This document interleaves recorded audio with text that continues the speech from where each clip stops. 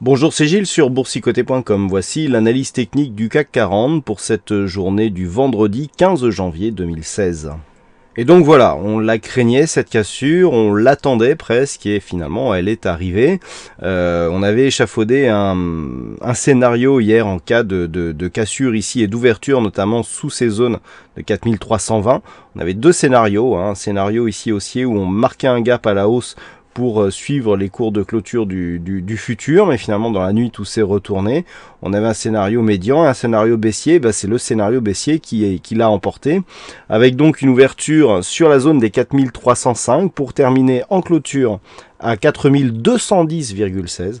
On perd 102, même presque 103 points par rapport au cours de clôture d'hier, avec moins 2,38%. C'est donc une grosse séance de baisse pour terminer cette séance.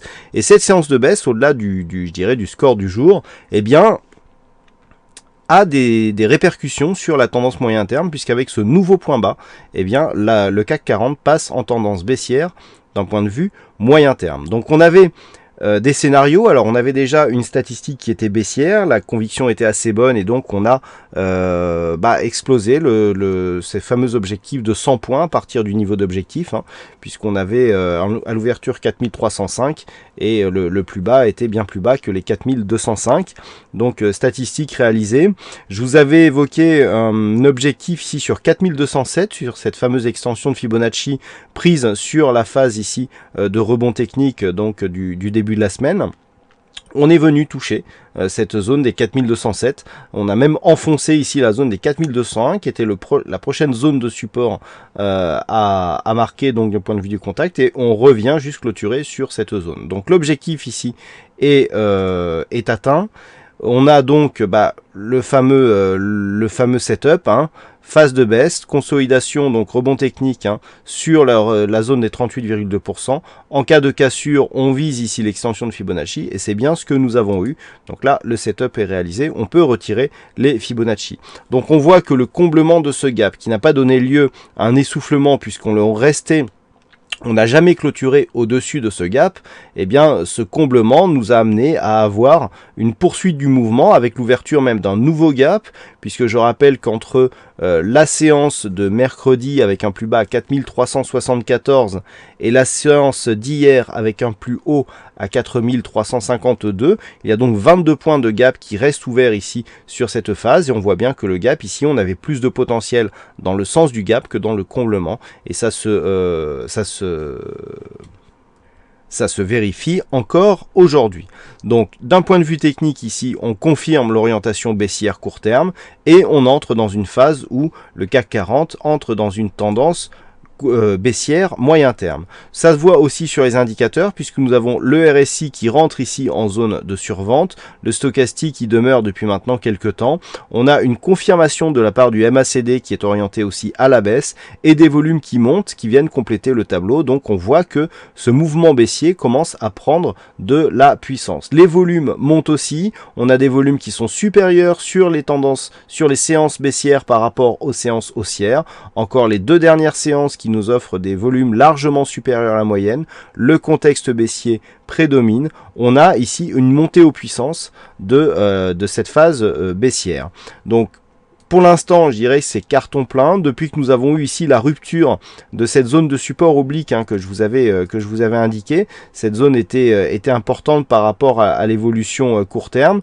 Nous avons doublé ici en cassant les précédents points bas significatifs de cette fameuse séance du 24 août, casser aussi les points bas du 29 septembre, et donc on est en train d'entamer un nouveau cycle baissier puisque nous avons des points hauts ici qui sont de plus en plus bas et des points bas, donc avec ces points bas ici significatifs, donc ici encore un point bas, là un nouveau point bas et là un nouveau point bas qui sont toujours de plus en plus bas. Par rapport à cette impulsion ici, on aurait pu retourner le mouvement, on avait eu un double bottom, on avait eu un objectif, on avait des cours ici qui commençaient à partir à la hausse, mais on a cassé les fameux supports successifs, et donc on se retrouve dans une tendance baissière.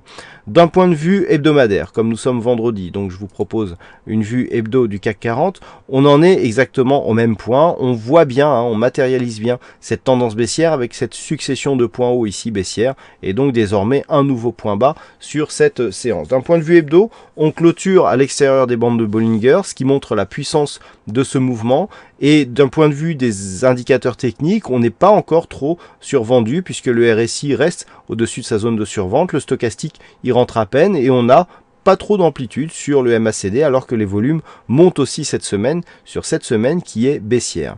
La volatilité est légèrement au-dessus de la moyenne, un petit peu comme la semaine dernière, donc pour ces deux séances baissières qui sont normalement, je dirais, du point de vue de la volatilité, au-dessus de la moyenne. On n'a pas encore d'accélération.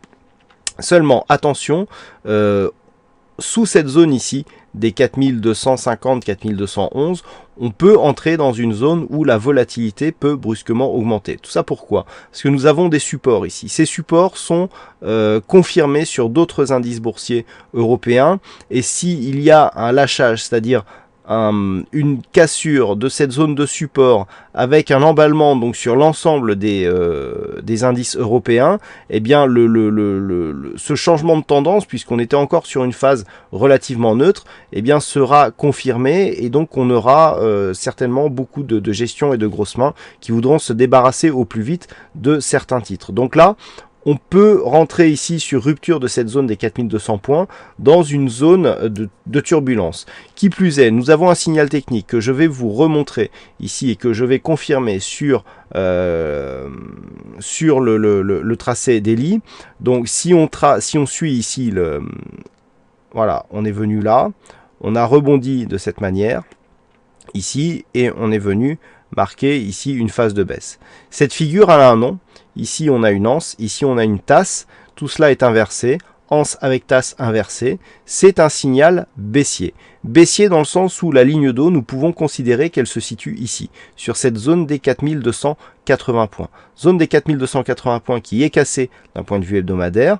D'accord? Donc, on a ici l'amplitude maximum sur cette zone de tasse avec rupture de la ligne d'eau. C'est donc l'amplitude que l'on reporte sur la ligne d'eau. Donc, on a approximativement 730 points, 740 points. Ces 740 points sur cette ligne ici, ça nous amène à entre 4550, aux alentours des 4550 points. Pardon, 3550 points. Donc là, sur la cassure ici de cette zone, et tant qu'on ne repassera pas en force au-delà de cette ligne d'eau, pour invalider le signal, puisqu'un signal, malgré sa force, peut s'invalider. Hein, on n'a pas un pourcentage à 100%.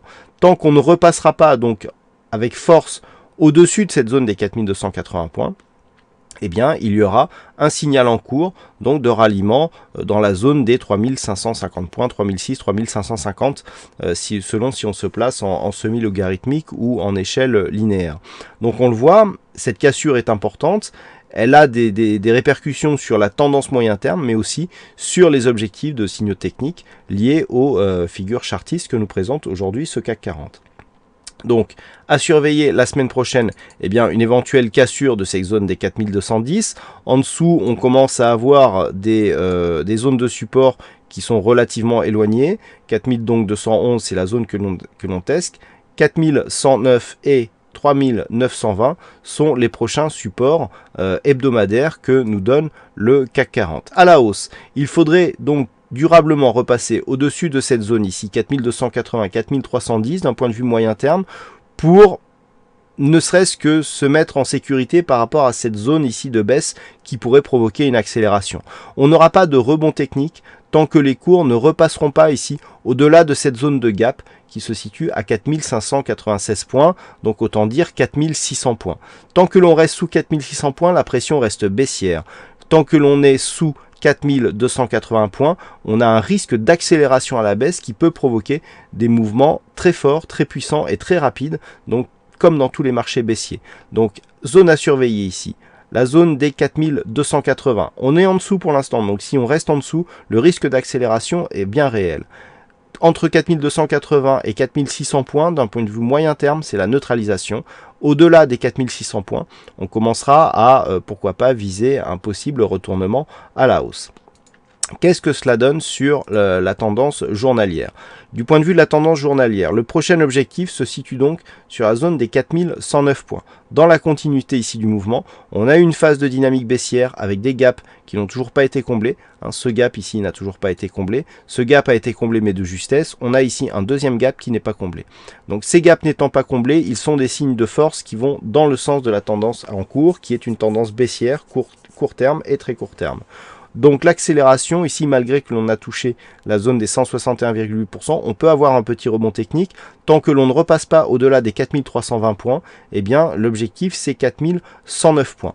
Les zones donc à surveiller pour la semaine prochaine. La zone des 4252, pour un éventuel rebond ici, si cette zone s'impose comme résistance, on est donc dans une continuité baissière. D'un point de vue très court terme, l'objectif reste le même. Cassure des 4201 points, on continue donc toujours en direction des 4109 points.